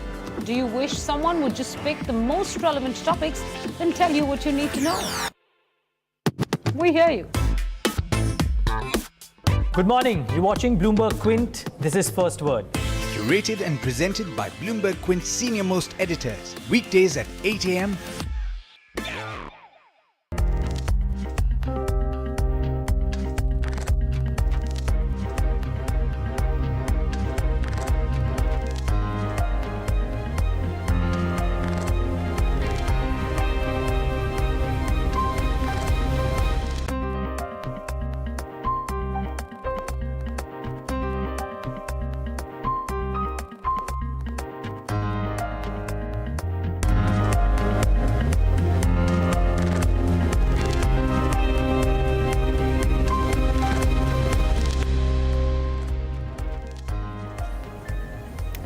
With us on Indian Open on Bloomberg Quint. Real estate is a relatively new business vertical when compared to the Godrej Group's 121-year-old history, but it's grown fast over the last years to spread its reach across the country in both the commercial and the residential space. Joining us now to talk in the studios to talk about what could happen to the Godrej Properties maybe 5 years out is the man leading the team at Godrej Properties, Pirojsha Godrej. Pirojsha, so good having you. Thanks so much for taking the time out. Thanks. It's great to be with you. Thank you. We all know that the landscape has changed quite meaningfully in real estate in the last 10 years of its listed history in India. But you have to say on the regulatory front as well, and in the way the demand-supply situation is emerging, the last 1.5 years has been unlike almost anything that we've seen in the recent past. Yeah, you know, it's always been an exciting sector. I think the kind of development that's happened in the sector really in the last 10 years has been remarkable. I think the quality of projects now being delivered, the quality of some of the leading developers, I think has undergone a big change. And as you say, the last 1.5 years has been particularly eventful with the introduction of RERA, with the changes like the GST. Here in Mumbai, we have the new development plan now coming out. So I think certainly it's a sector that is one that's very dynamic, always changing. And there's a huge opportunity at the moment, I think, for developers within the sector to make the most and set themselves up for growth in what has been a weak market the last couple of years. Yeah, certainly so. So, you know, let's discuss all of those points one by one. If I look at the here and now and then we move on to what will happen far out, your Q4 pre-sales, if there are any indication, you are in for a very strong FY19, FY20. Q4 had some massive amount of pre-sales done, and that is only indicative of what would happen, right? Because your project completions will continue on time as you've always done. So FY19, FY20 are very strong? Yes, we also now have starting this quarter in all likelihood a new accounting methodology which moves to a project completion accounting. So it might be a slight delay before the pre-sales from last financial year actually hit the P&L. But yes, I think we expect a very strong year ahead as well. I think the plans we have in terms of new launches for the current financial year are quite exciting. Last year was actually our best ever year from a pre-sales perspective. We sold about 5,000 crore worth of space, a growth of 150% year on year. And I think the other big success last year was business development, where we actually added more than 20 million square feet of new projects into our portfolio. And we hope to launch a lot of those this year. So I think that will really create the visibility and continued momentum on the sales front. And as you rightly said, in this business, given the accounting really follows the pre-sales, it is a matter of time before those get recognized in the P&L. So actually, can you dwell on that a bit? The new accounting that you mentioned as well. A few days ago, we were talking to DLF, and they said that they do not want to make any launches now for the next 2 or 3 years, except probably one, because the new accounting norms will mean that all of their existing projects, once they get completed, will only start showing up. So therefore, they are not looking at making some new launches.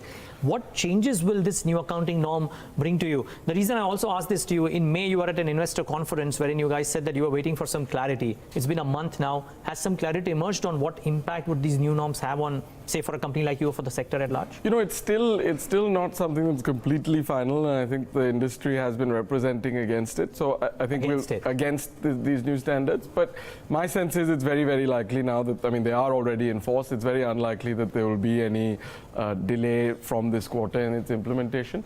Honestly, we don't see any real impact on the business itself. The underlying cash flows of the business, which is what we're running the business based on, don't change as a result of this. What changes is the revenue recognition and the timing of that revenue recognition from an accounting perspective. And I think we'll have to communicate with investors about what these changes mean.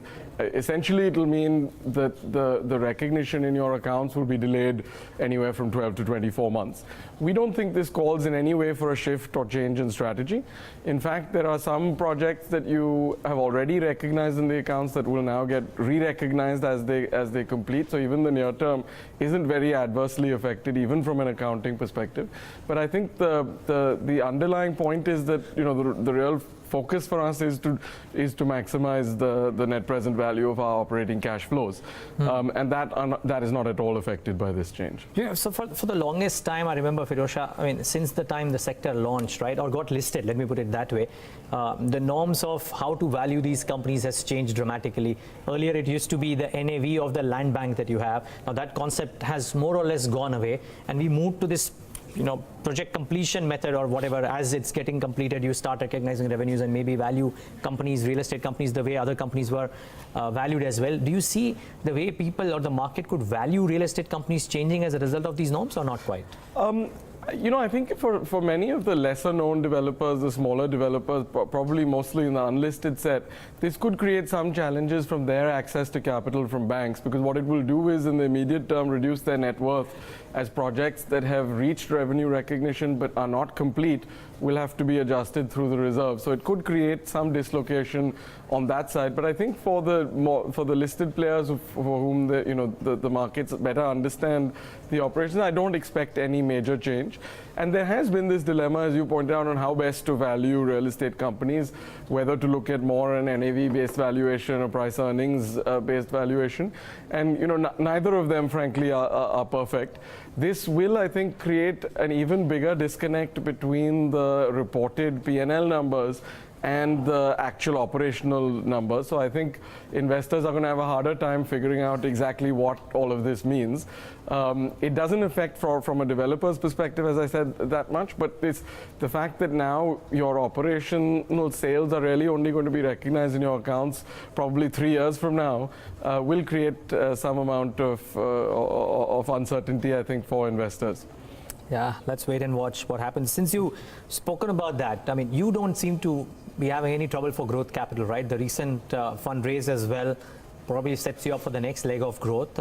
Are you satisfied with the kind of funding, if I can use that term, that you have available for the next leg of your growth? Yes, absolutely. I think, you know, one of the key advantages we have is, as a group and as a business, attractive access to capital, both in terms of equity and, as you rightly pointed out, for the first time in 5 years, we did raise some equity at the entity level this quarter when we've just recently received those funds. So that's about 1,000 crore of equity capital that we now have at our disposal. One of the other advantages we have is access to well-priced borrowing. Our average borrowing cost today is 7.8%. We actually do think that given the kind of opportunities present in the real estate sector, given the company's current scale, that the big focus area for us for the next few years has to be growth. And I think the combination of the 1,000 crore of equity capital we just raised, plus the debt that we can use on top of that, and as a result of that increase the amount of debt we have, does give us a significant amount of capital to invest in new projects. And that is one of the primary focus areas for the company right now. And actually the fact that markets itself are quite weak makes this the opportune time for those kind of deployments. So what's the way ahead, Pirojsha, the next 2 years? I mean, and 2-3 ways in which I would want to ask this question. The first is, you know, you've kind of pioneered this model of, in a manner of speaking, enter into a JV with land bank owners or developers who may not have either the brand value or the capital to complete projects. So you come in, arguably don't make any fresh investments, but your brand name and your completion strategies result in you getting 40, 50, 60% share, as the case may be. There are certain other players who've, I mean, well-known names who've gone out and purchased land bank. You, I believe, haven't quite done that in the last 2-3 years. Will that change now? In the next 2 years, would you move slightly away from this joint development model which you've almost championed to start buying or aggregating land bank in a meaningful way? No, I think, you know, we're actually very happy with how well this partnership model has worked for us. And I think the logic has always been that real estate development is a very capital intensive business. It is a very cyclical business. So to be able to grow rapidly and do it in a risk mitigated manner, we think this is a very important part of that strategy. And essentially what we're trying to do by this is both maintain a better risk profile than we could by buying land, and also grow much faster, because capital, if we were buying land, would very quickly become a constraint on growth. Now, the other thing that we think the joint venture model offers is much higher returns on capital. And again, it has been typically a sector that has delivered very poor ROEs and ROCs. And one of the ideas of using this model is to break down that historical trend that we've seen. Now, it's not that we will never buy land or can never buy land. It's not a philosophical question. It's a simple matter of what will maximize our returns and what will generate the best risk-adjusted returns. We believe in almost every case the joint venture model will do that better than an outright purchase of land will be. But there are instances where that doesn't necessarily hold true. So, for example, land where you can pay for the land over time as you're generating project cash flows is one such example. Another is projects which already have some of the regulatory approvals in place, and therefore you can turn around the project much faster, and therefore the risk on the project is much lower. So I think we're perfectly open to looking at such opportunities, but with the understanding that I think the joint venture model has gotten us to where we are today, and we think it's a valuable part of sort of the toolkit of future growth as well. Interesting. So let's now talk about what scale, etc., can you reach from where you are right now. Unless I'm very wrong, two numbers. Firstly, you, I believe, achieved what? Sales of about 1 million square feet in each quarter in the last fiscal? Yeah, we did about 6.5 million square feet in the year, so about a little over 1.5 million. Almost each quarter. Per quarter, now where does this scale go up to? Because you mentioned about the kind of projects that you already signed up for and the developable area that you have at hand. What does FY19, FY20 show us? Well, you know, we try to stay away from giving any kind of guidance in this sector, because frankly, knowing what's going to happen tomorrow isn't very easy. So trying to project, you know, what's going to happen 1 or 2 years ahead, we feel it's just better to stay away from that. But look, I think our sense is that while we're happy with the relative scale we've achieved in the industry for the last few years now, at least amongst the listed players, we've been the leading player by value of real estate sold. But we fully understand that we're just scratching the surface of the kind of growth opportunity available in this sector. Despite our relative position being quite strong, if you look at it, our absolute market share, we estimate, is only about 1% of the sector. And our sense is, you know, we prefer to look at it as more of a 10-year journey. And over that 10 years, we often say that we think there's every chance that India is going to be the best performing major country in the world, that within India, the real estate sector is going to be the best performing major sector.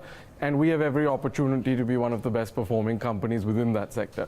Now, if we look at, you know, international benchmarks, countries like China have real estate developers that are selling 300 million square feet of real estate per year. And again, I mentioned that we, in our best year last year, did 6.5. So I think the headroom for growth is likely to be very significant, and likely to be something that really persists over the next 1 or 2 decades. And I think what our job now is to make sure we're capturing as much of the current share as we can, but also setting up a platform that's able to really scale into something much more meaningful over the next decade. So again, not getting into numbers, but looking at, one, the regulatory environment that exists in India vis-a-vis other countries, and the execution bandwidth that any single player would have.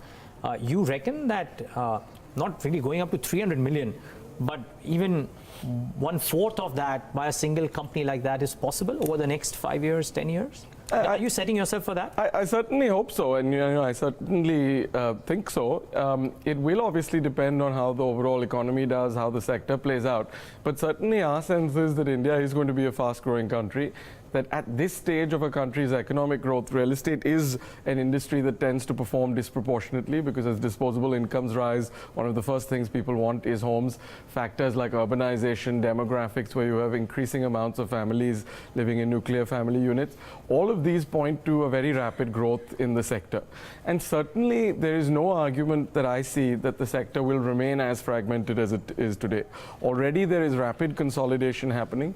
The advantage the stronger players have in terms of ability to access customers with their brands, ability to attract finance at much more reasonable cost, are all very, very significant advantages, and to my mind are not going to go anywhere over the next 10 years. So you will see a fast-growing industry, and within that you will see the better performing players consolidating the market. And certainly I think the largest 5 developers in India will all be, 5 or 10x their size today, 10 years from now. Now, obviously, it's our job to make sure that we're one-off and leading those developers, but it's very hard for us to see any argument that the sector itself is not going to do well over the next 10 years, or that within the sector, the best performing developers aren't going to disproportionately gain from that growth in the sector. Those we are treating as almost givens. Wow.